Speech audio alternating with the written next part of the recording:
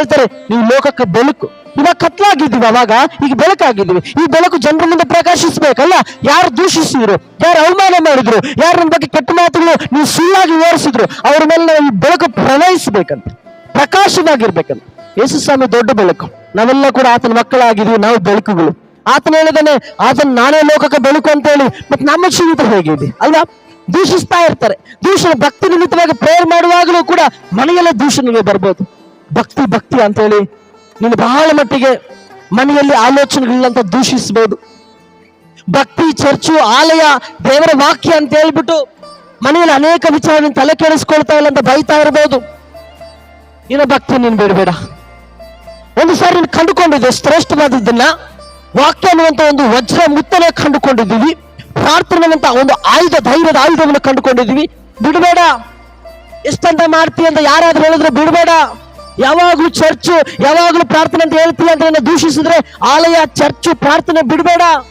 ಇದು ಬಹಳ ಪ್ರಾಮುಖ್ಯವಾದದ್ದು ನಮ್ಮ ಲೈಫಲ್ಲಿ. ದುಡ್ಡು ದುಡಿಬೇಕಾದ್ರೆ ಎಷ್ಟು ಆಸಕ್ತಿ ತೋರಿಸ್ತೀವ್ರಿ, ಟೈರ್ಡ್ ಆದ್ರೂ ಕೂಡ ಬಿಡೋದಿಲ್ಲ ಅಲ್ಲ.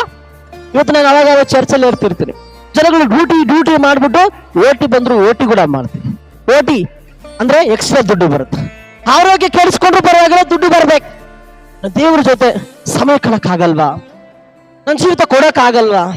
ಕೊಡೋಣ್ರಿ. ಯಾಕೆ ಗೊತ್ತಾ, ನನ್ನ ದೇವರು ನನ್ನ ಜೊತೆ ಹಣ ಇಲ್ಲ ಅಂದ್ರೂ ಕೂಡ ಆತನಿದ್ದ ನಾನೇ ಶ್ರೀಮಂತನು. ದೇವರು ಯಾರ ಜೊತೆ ಇರ್ತಾರೋ ಅವ್ರು ದೊಡ್ಡ ಶ್ರೀಮಂತರು ಯಾವತ್ತೂ ಕೂಡ. ಆಮೆನ್. ಯಾಕೆ? ಒಂದಲ್ಲ ಒಂದು ದಿನ ಅವರು ಎಲ್ಲರ ಮುಂದೆ ಘನವಾದ ಸ್ಥಿತಿ ಹೊಂದಿಕೊಳ್ಳಿಕ್ಕೆ ಖಂಡಿತವಾಗ್ಲೂ ಯೋಗ್ಯರಾಗಿರ್ತಾರೆ. ದೇವರು ತಕ್ಕ ಸಮಯದಲ್ಲಿ ಮೇಲೆ ತೆಗೆದುಕೊಂಡು ಬರ್ತಾರೆ. ಆ ಸಮಯ ದೇವರ ಆಲೋಚನೆಯಲ್ಲಿ ಉಂಟು. ಕೆಲವು ಜನ ಹಾಗೇನೆ, ನಿನ್ ಲೈಫ್ ಇಷ್ಟೇನಾ, ನಿನ್ ಲೈಫ್ ಹೀಗೇನಾ, ಚರ್ಚ್ಗೆ ಹೋಗ್ತೀಯಾ, ನಿನ್ ಕುಟುಂಬ ಇಷ್ಟೇನಾ, ಈ ಮಾತುಗಳು ಯಾವತ್ತು ನಿಮ್ಮ ಕಿವಿ ಆ ಕಡೆ ಕೊಡೋಕೆ ಹೋಗ್ಬೇಡ್ರಿ. ಓಕೆನಾ? ದಾವಿದನ ಕುಟುಂಬ ಎಂತದ್ದು, ದಾವಿದನ ರಾಜನಾದ್ಮೇಲೆ ಆತನ ಕುಟುಂಬ ಎಂತದ್ದು ಗ್ರಹಿಸ್ಕೊಳ್ಳುವಂತರಾಗಿರನ್ರಿ. ಸೌಲ ಅವನು ಕತ್ತಲು ಹುಡುಕೊಂಡು ಹೋದ ಕೀಶನ ಮಗ, ಅವಾಗ ಎಂತವನು, ಆ ಸೌಲ ರಾಜನಾದಾಗ ಎಂತವನಾದ. ಮೋಶೆ ಐಗುಪ್ತ ದೇಶದಲ್ಲಿ ಓಡಿ ಬಂದಾಗ ಎಂತ ಪರಿಸ್ಥಿತಿ, ಅದೇ ಮೋಶೆ ಇಸ್ರಾಯೇಲ್ ನಡೆಸುವಾಗ ದೊಡ್ಡ ನಾಯಕನಾಗಿ ಹೆಂಗ್ ಬದಲಾದ. ನನ್ನ ಪರಿಸ್ಥಿತಿ ಇವಾಗಲ್ಲ, ದೇವರು ಕರೆದ ಮೇಲೆ ಏನಾಗ್ತದೆ, ಜನಗಳು ದೂಷಿಸ್ತಾರೆ, ಜನಗಳು ಮಾತಾಡ್ತಾರೆ, ನನ್ನ ದೇವರು ಎನ್ಕರೇಜ್ ಮಾಡ್ತಾನೆ, ನನ್ನ ದೇವರು ಮೇಲೆತ್ತಾರೆ, ನನ್ನ ದೇವರು ಬಲಪಡಿಸ್ತಾನೆ. ಕರೆದ ದೇವರು ನಂಬಿಗಸ್ತನು. ಆಮೆನ್. ಕರೆದ ದೇವರು ನಂಬಿಗಸ್ತನು. ನಿನ್ನ ಕುಟುಂಬವನ್ನು ಬಿಡೋದಿಲ್ಲ ಆತನು. ಕರೆದಿದ್ದಾನೆ, ಪ್ರತಿಯೊಬ್ಬರ ಕರೆದಿದ್ದಾನೆ ಆತನು. ಅದನ್ಗೋಸ್ಕರವಾಗಿ ನಾವು ಬದುಕಬೇಕು. ಕೆಲವು ಜನ ಅಂದುಕೊಳ್ತೇವೆ, ನಿಜವಾಗ್ಲೂ ನನ್ನ ಕರೆದವನ. ಪಾಸ್ಟರ್ಗಳು ಮಾತಾಡ್ತಾರೆ, ಇವರು ಹೇಳ್ತಾರೆ ನಿಜವಾಗ್ಲೂ ಕರೆದವನ. ತಾಯಿಯ ಗರ್ಭದಲ್ಲಿ ಆತನು ಕೆಲವು ಜನಗಳನ್ನ ಆರಿಸಿಕೊಂಡಂತ ದೇವರಾಗಿದ್ದ. ಆಮೆನ್. ಆತನ ಮಹಿಮೆಗೋಸ್ಕರವಾಗಿರ್ಬೇಕಂತ ಆರಿಸಿಕೊಂಡ ದೇವರ ಆತನಾಗಿದ್ದಾನೆ. ಆದ್ರೆ ಸತ್ಯದಗೋಸ್ಕರ ಬದುಕಬೇಕಂತ ಆರಿಸಿಕೊಂಡ ದೇವರ ಆತನಾಗಿದ್ದಾನೆ.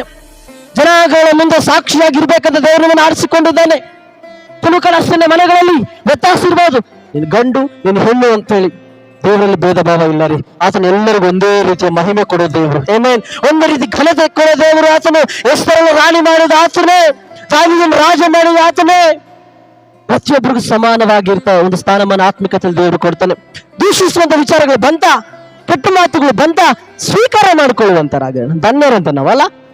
ಆತ ನಿಮಿತ್ತವಾಗಿ ಜನಗಳು ನಮ್ಮ ನಿಂದಿಸಿ ನಮ್ಮ ಮೇಲೆ ಕೆಟ್ಟ ಕೆಟ್ಟ ಮಾತುಗಳನ್ನು ಸುಳ್ಳಾಗಿ ವಿವರಿಸಿದ್ರೆ ನಾವುಗಳು ಧನ್ಯರು. ಆಮೆನ್. ಇವತ್ತು ನಿಜವಾಗ್ಲೂ ಈ ಪರಿಸ್ಥಿತಿಗಳು ಫೇಸ್ ಆಗ್ತಾ ಇದೆ ಅನೇಕ ಕಡೆ. ಮನೆಗಳಲ್ಲಿ ಕೂಡ ಸ್ಟಾರ್ಟ್, ಸಭೆಗಳಲ್ಲಿ ಸ್ಟಾರ್ಟ್, ಕೆಲ್ಸಕ್ಕೆ ಹೋಗೋ ಜಾಗದಲ್ಲಿ ಸ್ಟಾರ್ಟ್. ಯಾಕ್ರಿ ಸೋತೋಗೋದು, ಯಾಕ್ರಿ ಭಯ ಪಡೋದು? ಅವ್ರ ನಿಮಿತ್ತವಾಗಿ ನಾವು ಬದುಕ್ತಾ ಇಲ್ಲ. ನಮ್ಮನ್ನು ಬದುಕಿಸಲಿಕ್ಕೆ ದೇವರು ಇವತ್ತು ನನ್ನ ಬಳಿ ಇದ್ದಾನೆ, ನಮ್ಮ ಬಳಿ ಇದ್ದಾನೆ ಆತನ. ಆಮೆನ್. ಈ ಕ್ಷಣ ನಾನು ಮಾತಾಡ್ತಾ ಇದ್ದೀನಿ. I am breathing now right now because my God made me to alive. ಆತನ ಬದುಕಬೇಕಂತ ಇಟ್ಟಿದ್ದಾರೆ, ನೀನು ಇಟ್ಟಿದ್ದಾರೆ. ಅದಕ್ಕೆ ಹೊರತು ಜನಗಳಲ್ಲ. ದೂಷಿಸೋರೆಲ್ಲರೂ ನಿನ್ನ ಬದುಕು ಕಟ್ಟಕ್ಕಾಗುತ್ತಾ? ದೂಷಿಸೋರೆಲ್ಲರೂ ನಿನ್ನ ಕುಟುಂಬ ಕಟ್ಟಕ್ಕಾಗುತ್ತಾ? ದೂಷಿಸಿ ಕೆಟ್ಟ ಮಾತುಗಳಾಡೋರೆಲ್ಲ ನಿನ್ನ ಜೀವಿತವನ್ನು ಬದಲಾವಣೆ ಮಾಡಕ್ಕಾಗುತ್ತಾ? ಯಾರಿಲ್ಲ ರೀ. ಆತನೊಬ್ಬನೇ ನಿನ್ನ ಜೀವಿತವನ್ನ ಬಾಲವಾಗಿ ಬೋದು ಶಿರಸ್ಸಾಗಿ ಮಾಡ್ಲಿಕ್ಕೆ ಕರೆದಂತ ದೇವರು. ನಿನ್ ಸ್ಟೇಟಸ್ ಬಗ್ಗೆ ಜನಗಳು ಮಾತಾಡಬಹುದು, ನಿನ್ನ ಕುಟುಂಬ ಸ್ಥಿತಿಗತಿ ಬಗ್ಗೆ ಜನಗಳು ಮಾತಾಡಬಹುದು. ನಿನ್ ಲೈಫ್ ಫ್ಯೂಚರ್ ಅಲ್ಲಿ ಒಂದು ಸ್ಥಾನಮಾನ ಕೊಡ್ತಾರಂತ ಯಾವ ವ್ಯಕ್ತಿ ಮಾತಾಡಲ್ಲ, ಆದ್ರೆ ದೇವರು ಮಾತನಾಡ್ತಾನೆ. ಆಮೆನ್. ನಿನ್ ಜೀವಿತ ಆತನ ಬಾಯಲ್ಲಿ ಬರ್ಬೇಕು. ಗ್ರಹಿಸಿಕೊಳ್ಳುವಂತರಾಗಿರೋಣ. ಕರ್ತನಿಗೆ ಒಪ್ಪಿಸೋಣ. ದೇವರು ಕೇಳಿದ ವಾಕ್ಯ ನಮ್ಮನ್ನು ಆಶೀರ್ವಾದ ಮಾಡಿ. ಪರಿಶುದ್ಧನಾದ ದೇವರೇ ಸ್ತೋತ್ರ. ದೇವರೇ, ಒಂದು ವಾಕ್ಯವನ್ನ ಕೇಳಿದೆವು ತಂದೆಯಾದ ಆತನೇ. ಅಪ್ಪ, ನಮ್ಮ ಜೀವಿತಗಳು ಲೋಕದಲ್ಲಿ ಯಾರೇ ದೂಷಿಸಿದ್ರು ಭಕ್ತಿ ನಿಮಿತ್ತವಾಗಿ ನಾವಿದ್ದಾಗ ನಿಮ್ಮ ಒಂದು ಮಾರ್ಗದರ್ಶನದಲ್ಲಿರ್ಬೇಕು, ಭಕ್ತಿಯಲ್ಲಿರ್ಬೇಕು. ನಮ್ಮನ್ನ ಬಲಪಡಿಸು. ನಮ್ಮ ಕಾರ್ಯ ಮಾತುಗಳು ಬಲವಾಗಿ ನಮ್ಮ ಹೃದಯಾಂತರಾಳದಲ್ಲಿ ನಾಟಲ್ಪಡಲಿ. ನಮಗೆ ಒಪ್ಪಿಸ್ತೇವೆ ಪ್ರತಿಯೊಬ್ಬರನ್ನು ಯೇಸು ನಾಮದಲ್ಲಿ ಬಿಡುತ್ತೇವೆ ತಂದೆ. ಆಮೆನ್.